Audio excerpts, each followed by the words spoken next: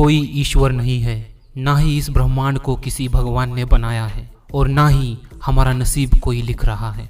ऐसे विचार रखने वाले इस सदी के सबसे महान वैज्ञानिक स्टीफन हॉकिंस के बारे में आप बहुत कुछ जानते ही होंगे, लेकिन आज की वीडियो में हम जानने वाले हैं कि मरने से पहले उनका एक इंटरव्यू लिया गया था। उस इंटरव्यू में कुछ ऐसे सवाल पूछे गए थे जिसके हैरान कर देने वाले जवाब स्टीफन हॉकिंस सर ने दिए थे। तो उन्हीं सवाल और जवाबों में से कुछ चुनिंदा सवाल हमने उठाए हैं। उन्हीं जवाबों को वन बाय वन आज की वीडियो में हम जानने वाले हैं। तो चलिए शुरू करते हैं। पहला सवाल, आपकी नज़र में मृत्यु क्या है?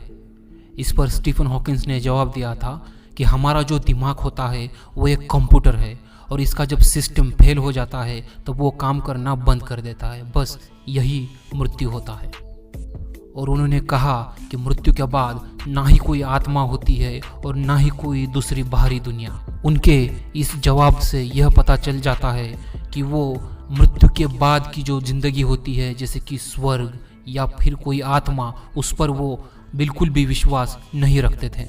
और फिर जब रिपोर्टरों ने उनसे पूछा कि एलियंस के बारे में आपका क्या ख्याल है, क्या आप एलियंस पर भरोसा रखते हैं, विश्वास करते हैं, तो इस प्रश्न का बहुत ही हैरान कर देने वाला जवाब उन्होंने दिया था कि इतने विशालकाय ब्रह्मांड में जरूर ही दूसरी सभ्यता, दूसरा ग्रह है जिस पर जीवन मौजूद है, लेकिन हमें उनसे संपर्क करना तुरंत ही बंद कर देना चाहिए। उनकी खोज करना यानी कि इंसानियत को बहुत बड़ा खतरा हो सकता है।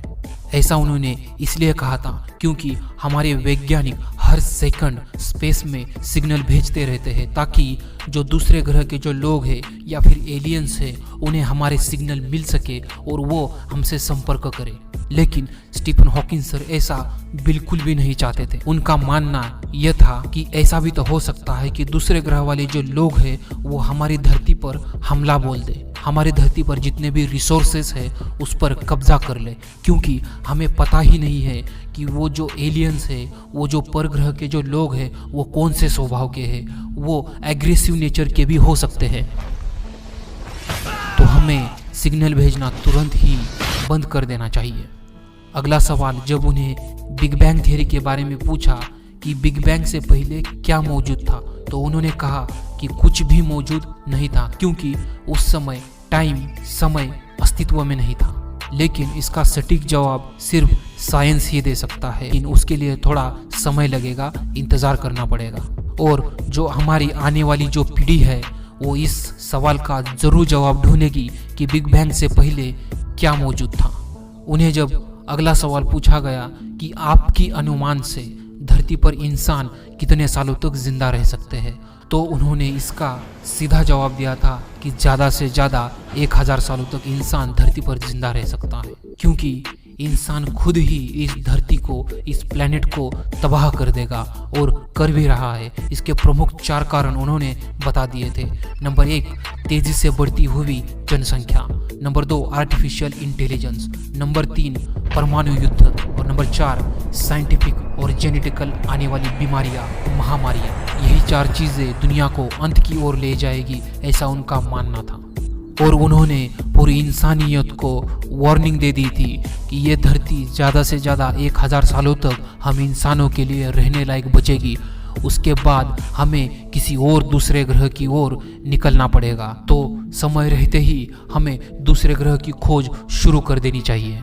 उन्हें लगता था कि आने वाले 50 या फिर 60 सालों में इंसान चांद पर अपनी बस्ती बसा सकता है या फिर किसी और ग्रह पर इंसानी कॉलोनियाँ बस जाएंगी। लेकिन आज की तेज़ रफ्तार से बढ़ने वाली टेक्नोलॉजी और बेहतरीन साइंटिस्ट, इनके बदौलत ऐसा देखा जा सकता है कि 50-60 साल से पहले ही आने वाले 10 या फिर 15 सालों में इंसान किसी और ग्रह पर अपनी बस्ती ज़रूर बसा लेगा।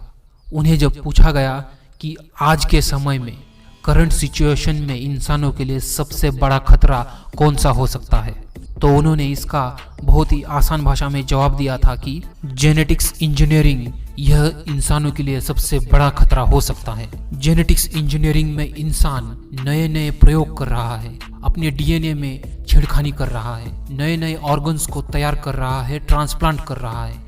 अगर हम आसान भाषा में समझे तो हर इंसान की यह चाह होती है कि वो पूरी दुनिया में फेमस हो, सबसे अलग हो, सबसे इंटेलिजेंट हो, उसके पास ऐसी खूबियाँ हो जो और किसी के पास ना हो। तो इसी के चलते इंसान डीएनए में उसके मुताबिक उसको जैसा चाहिए वैसे बदलाव डीएनए के साथ कर रहा है। यानी कि पूरे विश्व में सबसे ज़्यादा ताकतवर होने की जो होड़ मची है उसमें इंसान खुद का ही नुकसान कर रहा है, और वो सब जेनेटिक इंजीनियरिंग के माध्यम से हो रहा है। जैसे कि आपको पता ही होगा, अलग अलग तरह के ह्यूमन बॉडी पे एक्सपेरिमेंट्स, एनिमल्स पे एक्सपेरिमेंट इंसान करते आ रहा है। जैसे कि पूरी किताब 1 सेकंड में पढ़ लेगा, हवा में उड़ने लगेगा, खुद को इतना स्ट्रांग बनाएगा कि वो दूसरों पर राज कर सके, और यही चीज इंसान के विनाश का कारण बनेगी। स्टीफन हॉकिंग सर ने अपनी जिंदगी में बहुत सी किताबें लिखी है साइंस के बारे में, स्पेस के बारे में, बच्चों के लिए। लेकिन आपको ये बात तो पता ही होगी कि वो अपनी चेयर से ना ही उठ सकते थे, ना ही बोल सकते थे, और ना ही खुद खाना भी खा सकते थे। इसके बावजूद भी उन्होंने इतनी सारी किताबें लिख दी है। वे जिस चेयर पर बैठते थे उस चेयर के आगे एक स्पीच जनरेटर मशीन लगा हुआ रहता था, जो मशीन उनके ब्रेन से आने वाले सिग्नल को कैच करके उसको डिकोड करके स्क्रीन पर दिखा देता था, और जो स्क्रीन था उसको वॉइस में कन्वर्ट कर देता था। इतने महान वैज्ञानिक ने जो भी भविष्यवाणियां की है वो आज सच साबित होती हुए दिख रही है। आपको तो पता ही है कि आजकल हम इंसान कितनी ज़्यादा परेशानियों से गुजर रहे हैं। बढ़ती आबादी, भूखमरी, प्रदूषण, ग्लोबल वार्मिंग, हर साल किसी न किसी देश में जंग छिड़ जाती है, जिससे कि परमाणु युद्ध होने का खतरा हमेशा बना रहता है। इन सब वजहों से इंसानों का अस्तित्व न जाने कौन से मोड़ पर जाकर खत्म होगा, यह तो सिर्फ आने वाला समय ही बता सकता है। हम आपसे रिक्वेस्ट करते हैं, अगर आपको ये वीडियो सच में अच्छा लगा हो तो इसको एक लाइक और एक सब्सक्राइब ज़रूर कर देना, इससे मेरा मोटिवेशन बना रहता है। Thank you so much.